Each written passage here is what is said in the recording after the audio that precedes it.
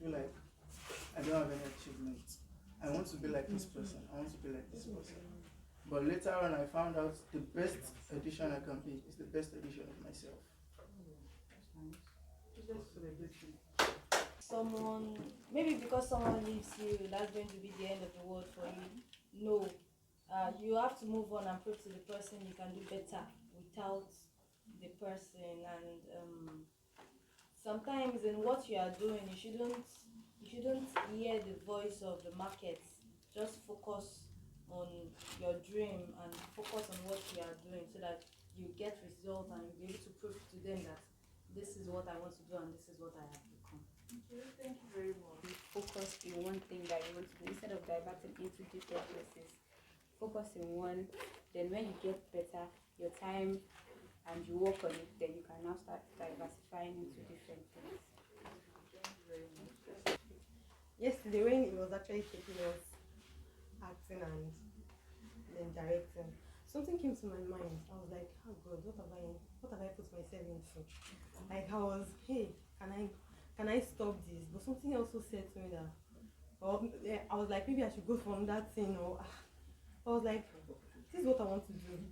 Then the thing was like, what if you go to another one? Are they telling you? Do you think that one is easy or simple?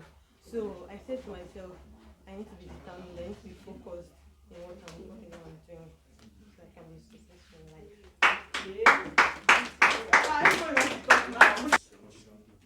When you can't find the solution, be the solution. How you say my name? So relating it to me is when my name is being mentioned in a particular place, there should be something that pops up in somebody's mind to be like, okay, this person is not for this. The thing is that, I don't know how to put it. It's not that God wants to separate me from them so that I will be different, with a greater purpose. Okay, so I think that. Let's celebrate. They reminded me of things I have heard before. One of the things that has brought me here to where I am now, because of lecture and teachings like this. Remember a long time ago in my life, I always struggled to find a bearing because everybody always saw me as somebody out of the box, a weirdo. So I tried to be normal, in quotes. But it took classes like that, teaching like this, for me to realize that being weird was just what made me myself. So I still had to struggle to accept it, that I was just going to be like this. There was nothing I was going to do. I was going to bring me to that normal state everybody wanted. So this is my normal.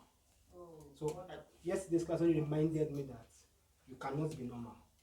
Yes, anybody that is normal is going to remain. You have to come out of that normal. I don't even believe I'm normal. I tell people that I am super normal. But beyond normal, normal is whatever. It's not easy. When you are normal, you are just like everybody else. 1,000 people. But when you are above normal actually means abnormal. Above normal. When you are above normal and you are super, you are different. So why everybody is clamoring for this place? And that's why you can have traffic at no. But then when a plane is flying, are you seeing traffic? It's above the normal. So for you to be different, you have to rise above the normal. Agree that you are different. Agree that you are weird. So that's what makes you. If you are just like everybody else, we won't be able to differentiate you in the whole crowd. So let's celebrate ourselves for. Okay, today I don't know. I know that I wish to ask more questions, but let me say this. I know that probably every one of us is here. You might be thinking this is what you are called out for. But after today's class, you will know whether this is what you are called out for or not. It's good that I tell people that direction is better than speed.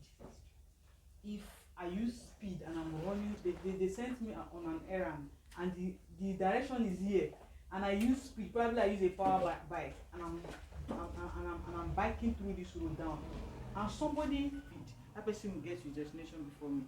So provided you're on the right track, even though you have not yet become like who you want to become, as long as you're on the right track, it's just a matter of time and you get there. Unlike when you are doing something completely different from who you are as a person. That's more terrible. It means that you're running in a cycle. By the time you are done, yes, by the time you have wasted both time, energy, resources, everything, you now check and notice that you have wasted your whole life. So direction is more important than speed. When you know that this is my destination in life and you are going there, it's just a matter of time you get there. But you can be doing everything, trying everything, and then you're not doing the main thing you record out for. That's where problem is. So after today's class is purely practical. Actually, there's a part I didn't finish yesterday. I'm going to quickly round it up before we enter the practical session. Today's class is purely practical, and that practical requires you writing down some things. It requires you answering questions, because I'm going to be asking every one of us heart-taxing questions, and those questions, the answers to them must be submitted tomorrow. Everybody will answer it, because answering that question will determine the direction for your life. Like, that is where your eyes will be open about amazing things about yourself. Be like, is this me? And you'll be surprised. But you have to answer that question. It's very important. That's like the core of this course. But before we enter the practical session, I will summarize yesterday's teaching. So, but let's get our minds ready that today's class is a practical class, and every one of us must submit your assignment by tomorrow. All right, can we proceed? Yes, ma'am. Now, best discovery on earth is self-discovery, purpose discovery. When you discover yourself, it's easy for you to do any other thing. Every other thing. When you know who you are, it's easy for you to do any other thing. And it's like it's the foundation to every other discovery. Purpose discovery is the foundation to every other discovery. So it's not purpose discovery is not discovery of your passion. I know you've been told several times, follow your passion, pursue your passion and all that. Purpose discovery is not the discovery of your passion. Probably, for example, if you check, when you were small, you were passionate about something. Yeah. When you entered your teenage age, you were passionate about another thing. Yeah. Now that you are like this, you are still passionate about a different thing. By the time you get to your 40s, 50s, you're passionate about it. So your passion can change with time. Your passion can change with time. Probably something you loved doing before.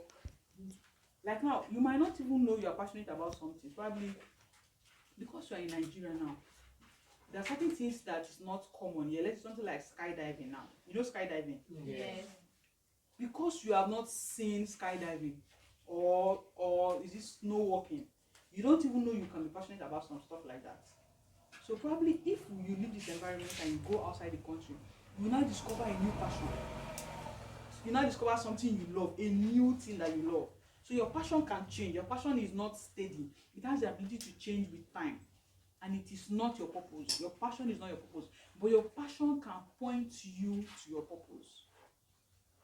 Something you are passionate about can point you to your purpose. So personally, I'm passionate about teaching.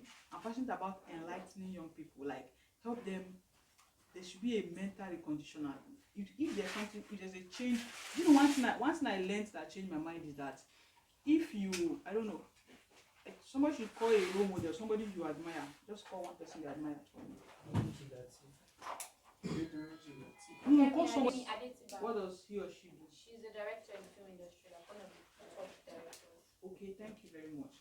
Now, if you get a madman on the streets, let me use a madwoman on the street, somebody who has been mad for 15 years, if you take the mindset, the mind of Kemi, and exchange it to the mind of this mad person, do you know that in few seconds that mad person will start behaving like Kemi, and Kemi will be behaving like the mad person? Yes. Like, just the difference, the single most tangible difference is their mindset. So whosoever it is I want to become, if I can reproduce their mindset, I will become like them. So when you are able to condition your mind, when you are able to work on your mind and become transformed, the things that you see as abnormal, you start seeing it as normal. The things that you see as normal, you start seeing it as abnormal. Even when you want to misbehave, you cannot just misbehave. Why? there is something that is controlling you from here. That's the power of the mind. So you can be passionate about something, but that thing is not your purpose. But your passion can connect you and point you to your purpose. So your purpose discovery is not the discovery of a career or a profession. You cannot say, okay, my purpose is to become a doctor. My purpose is to become a lawyer. That is not purpose discovery. It can point you, but it is not. Purpose discovery is not the discovery of an ambition. Okay, ambition, I want to become an astronaut, I want to become this, I want to become that. Those are pointers. It is not purpose discovery. It is not your purpose. It's not also the discovery of a gift. Okay, you have talent in writing, you can sing, you can dance. That is not your purpose. The fact that you can sing and the fact that you can dance, the fact that you can speak, it is not your purpose. It is a pointer to your purpose. Now, your gifts are channels. If there's something God has created you to do, He gives you certain gifts so that those gifts will help you effectively achieve this. So, if probably my desire is to become, let's say, a footballer, and I realize that I have a gift, I have the ability to run fast, that's a pointer. When I start running fast, it connects. Okay, let me use Richie as an example. He likes acting. He likes movie production and all that. And I noticed that he can cram. Like you give him a book and he can cram 1 page, 2 pages, 3 pages. How are you doing it? I can't do it. I can't cram. Even somebody's phone number. If you tell me to cram a phone number, it takes me time. I have to understand it. I have to assimilate it. I have to become it first before I'm able to teach. That's why I can read something now. Instead of me to tell you the way it is, I will teach you how based on how I understood it. But someone like him can cram. The reason why he can cram is because as an actor, you need to be able to cram. When they give you a script, will you go and act one, then come back and read the script and then come back again? You won't be able to do that. So that's his ability to cram, the ability to memorize, remember words just exactly the way it is. It is a pointer. It is a strengthener to what he's called to do. I don't know if you're understanding. Yes. So that ability it might look small, but that ability it's like a fuel. It adds to his ability to act properly. So the next one is that self-discovery. Purpose discovery is not you deciding what to do with your life. God did not. I know most people think that they are actually a mistake. They think that probably because their father fell in love with their mother, and then they popped them out. So they came out on earth as a result of the love affair of two lovers. That's what people think they are, but that's not true. You were not born, and God was not like, what should I do with this now? God, hello. When you were born, God was not agitated. He wasn't like, hey, this is a mistake child now. Who told this man to go and sleep with this girl? What is your problem? What are we going to do with what are we going to do with this child now? Okay, let us sleep. No, that was not how it happened.